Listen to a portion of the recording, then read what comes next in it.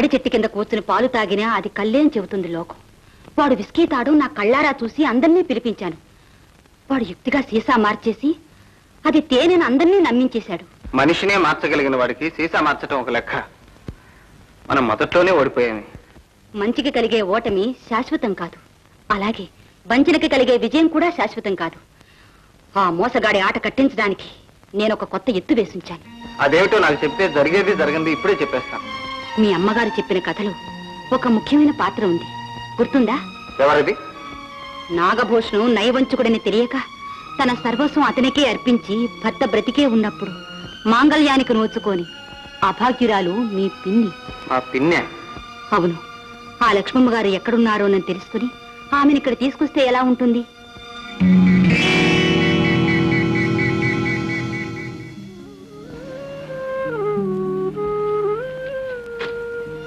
లక్ష్మి, మీరా? రండి రండి బాబు, కూర్చోండి.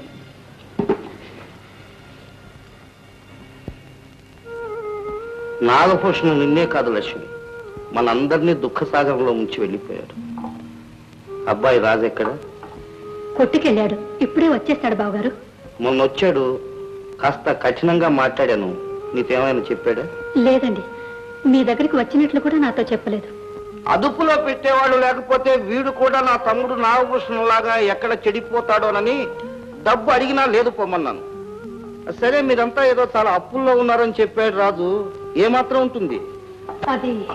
నాతో చెప్పడానికి ఏం లక్ష్మి, ఇదిగో ఈ డబ్బు పెట్టి ఉన్న అప్పులన్నీ తీర్చేయండి, అక్కడికి వచ్చేయండి. అక్కడ మీకోసం ఒక చిన్న ఇల్లు కూడా కొని పెట్టించాను. అక్కడికి వచ్చి మీకు బరువుగా ఉండే కంటే ఇక్కడే ఉంటాం బావగారు. నీ భర్తతో గడిపిన ఇంట్లోనూ ఉండలేవని నాకు తెలుసు లక్ష్మి, అందుకే సామర్ల కోటలో మరో ఇల్లు కొని పెట్టించాను. సామర్ల కోటలోనా?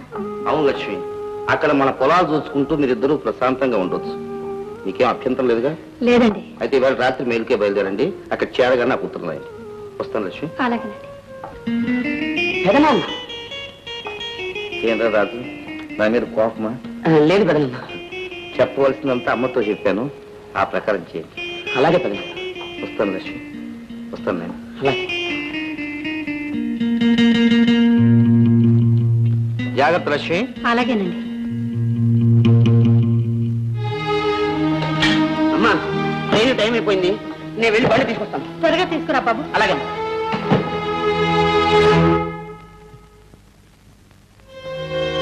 నమస్కారం అమ్మా. రంగయ్య, బాగున్నావా రంగయ్య? బాగున్నానమ్మా. ఏమిటమ్మా మూటా ముల్లే సర్దుతున్నారు? సామర్ల కోట వెళ్తున్నాం. రామర్ల కోట? అమ్మా, ఈయనెవరమ్మా? ఇతను మన కుటుంబానికి ఎంతో సహాయం చేసిన పుణ్యాత్ముడు నాయన. అలాగా, నమస్కారం సార్. నేను సార్ని కాదు బాబు, మీ ఇంటి నౌకర్ని. రంగయ్య, ఈ అమ్మాయి ఎవరు? మీ అమ్మాయా? అయ్యో, నా తెలివి తెల్లారినట్టే ఉంది, చెప్పడం మర్చిపోయాను. ఒక విధంగా ఈవిడ మీ కోడలమ్మ గారు. ఏమిటి నువ్వు చెప్పేది?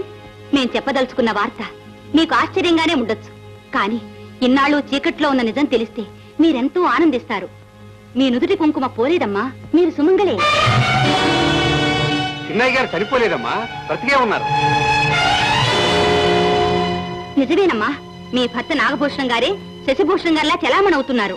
ఈ విషయం మీకు ఎప్పుడో తెలియజేద్దాం అనుకున్నానమ్మా, తగిన సాక్ష్యాలు దొరక్క రాలేకపోయాను. ఈనాడు రుజువు చేయడానికి కావాల్సిన ఆధారాలన్నీ మా దగ్గరున్నాయి, అందుకే ఈ శుభవార్త ధైర్యంగా మీకు చెప్పాలని వచ్చాం. అబద్ధం, వారు నా భర్త కాదు, మా బావగారు. మా పెద్దనాన్నగారి మీద మీరు ఎందుకు అభాండం ఇస్తున్నారో మాకు అర్థం కావట్లేదు. ఆయన ఎంత మంచివారో తెలుసా? ఈ ఉదయం వచ్చి మా అప్పులు తీర్చి మా చేతికి డబ్బిచ్చి సామర్ల కోటలో మీ ఇద్దరు హాయిగా ఉండండి అని చెప్పి మరి వెళ్ళారు తెలుసా? చూశారమ్మా, ఇన్నాళ్ళు మీ మీద ఏం దయాదాక్షిణ్యాలు ఈ రోజు చూపిస్తున్నారంటే మీరే ఆలోచించండి అమ్మా. మేము మిమ్మల్ని కలుసుకోవాలని అనుకున్నది ఎలాగో తెలుసుకుని మిమ్మల్ని ఇక్కడి నుంచి పంపించేస్తే రహస్యం ఏనాటికి బయటికి రాదని ఎత్తు వేసి ఉంటాడు. అమ్మా, చిన్నతనం నుంచి మీ ఉప్పు తిని మీ ఇంట పెరిగిన వాడిని, మీతో అబద్ధం చెప్పాల్సిన అవసరం నాకేం లేదు. నన్ను నమ్మకపోతే పోని అన్నపూర్ణమ్మ గారే నమ్ముతారా? అక్క ఇప్పుడు ఎక్కడున్నారు? తునిలో ఎదురు వీధిలో ఉంటున్నారమ్మా. ఈ విషయాలన్నీ వారే మాకు చెప్పారు. సుమంగళిగా చనిపోతే చాలని ప్రతి స్త్రీ భగవంతుడి కోరుకుంటుంది, కానీ భర్త బ్రతికుండగా పసుపు కుంకుమలకు మీరు దూరం కావడం ఎంత ఘోరం అమ్మా. అవునమ్మా, భోగభాగ్యాలతో వెలిగే ఆ కుటుంబం ఇవాళ దిక్కులేక నడివీధిలో పడుదు. మీరు దయచేసి మాతో సహకరిస్తే ఆ కుటుంబం బాగుంటుంది, మీ పసుపు కుంకుమలు మీకు దక్కుతాయి. ఆలోచించండి అమ్మా. ఎవ్వని జనించు జగమెవ్వని లోపల నుండు లీనమై నాగభూషణం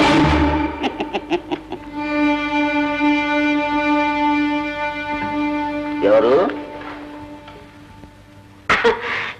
నేనే నాన్న. నువ్వా? కన్నవారి పేరు బిడ్డలేగా చెప్పుకునేది నాన్న.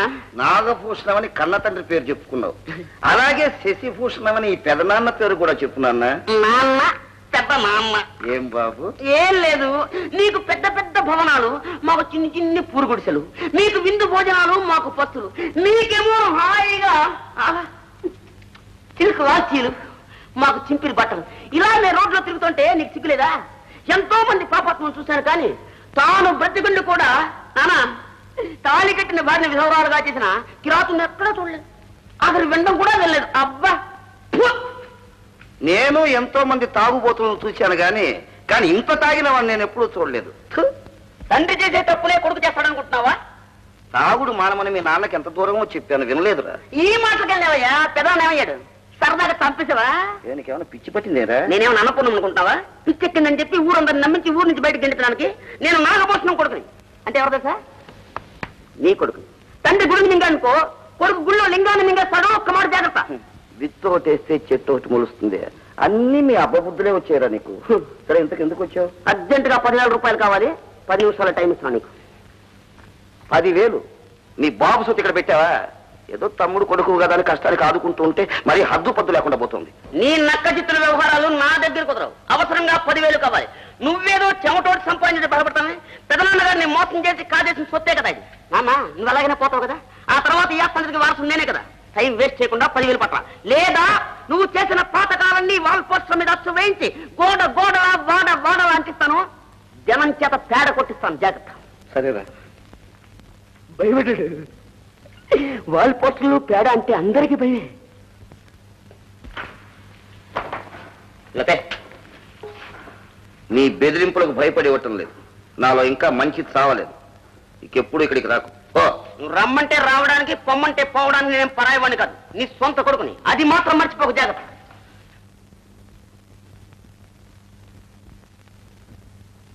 బాబు గారు, ఈ అబ్బాయే మా అల్లుడు. అడిగినంత కట్నం ఇచ్చాను, అన్ని మర్యాదలు చేశాను. ఇప్పుడు నాకు ఇష్టం లేని పెళ్లి చేశారు. మీ అమ్మాయిని నేను వాళ్ళను అంటున్నాడు. బాబు, మీరైనా కాస్త బుద్ధి చెప్పి మా అమ్మాయి కాపురం నిలబెట్టండి బాబు. కన్న తల్లిని మర్చిపోవచ్చు, తోడబుట్టిన వారికి ద్రోహం చేయవచ్చు, కానీ కట్టుకున్న భార్యకు మాత్రం అన్యాయం తలపెట్టకూడదు. ఏనాడైనా నీ భార్యకు నువ్వు ద్రోహం తలపెట్టావో ఆ పాపం నిన్ను కట్టి కుడుతుంది. అందుకని నా మాట విని నీ భార్యను తీసుకెళ్లి హాయిగా సంసారం చేసి సుఖంగా ఉండు.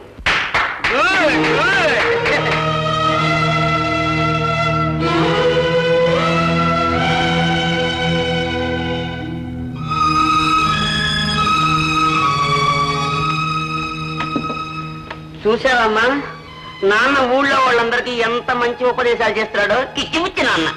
లక్ష్మి, అదే రాముడు ఎక్కడుంటే సీతకు అక్కడే స్వర్గం. ఏమైనా సరే నేను సామాన్లు కూడా రాను, మెట్టినింటికి వెళ్తాను, నన్ను ఏమైనా సరే అక్కడికే తీసుకెళ్ళని పోరు పెట్టింది. అందుకే ఇక్కడ తీసుకొచ్చాను నాన్న.